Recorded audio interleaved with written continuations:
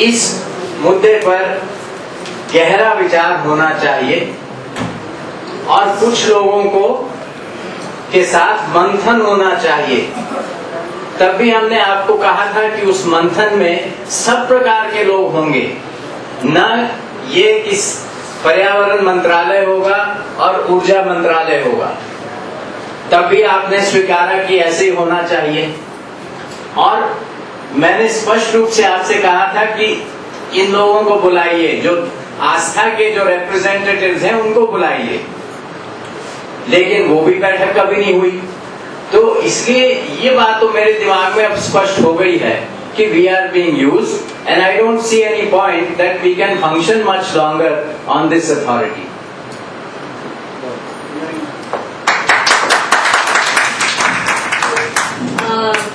इस पे ताली तो नहीं, इस पे तो रोना चाहिए। अगर रवि चोपड़ा जैसे सदस्य कहते हैं कि हम उसमें फंक्शन नहीं कर सकते, I am sure Jairam you agree that. आप हंस रहे हैं, मैं कह रही हूँ रोइए। इतनी भी बात का खास। इसके बाद मैं रमा बहन, आप भी सदस्य हैं, तो आप भी क्या रेजिग्नेशन लेटर लेके आई हैं इनके लिए? नहीं, मैं रिजाइन तो पहले नहीं करूंगी। पहले मैं ये देखूंगी कि जो यहाँ पे मंत्रीगण है पहले वो रिजाइन करे, और तब तक मैं लड़ती रहूंगी। इसके बाद में मैं रिजाइन करूंगी।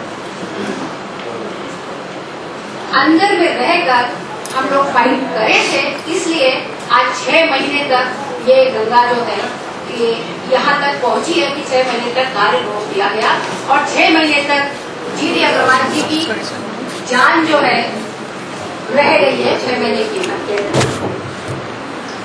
हम लोगों ने वहाँ एक मत होकर कहा था, पूछा था, प्रधानमंत्री जी को पूछा था कि जब जयराम जी ने कहा कि हम लोगों ने, उसी समय बात हो गई थी कि 2 डैम जो है रोक दिए गए, तो हमने कहा कि क्यों रोक दिए गए हैं 2 डैम, उन्हें भी बना डालिए।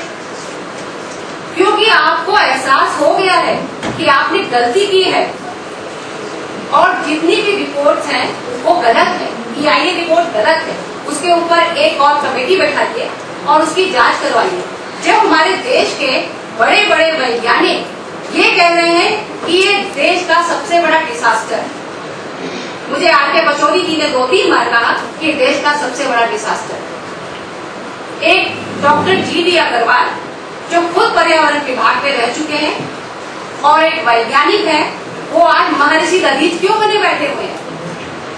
ये सबसे बड़ी प्रश्न है। उनको बुलाइए, हमारे और धर्मगुरुओं को बुलाइए, क्योंकि यहाँ आप बिजली नहीं, आप उनके तप भूमि का शोषण कर रहे हैं।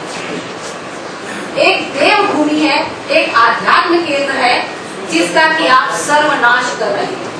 और भारतवर्ष यदि जीवित है, और भारतवर्ष सिर्फ आध्यात्म की वजह से पूरी दुनिया में जाना जाता है, और उसको ही आप नष्ट कर देना चाहते हैं, क्योंकि दुनिया के लोग चाह रहे हैं, विश्व के लोग चाह रहे हैं।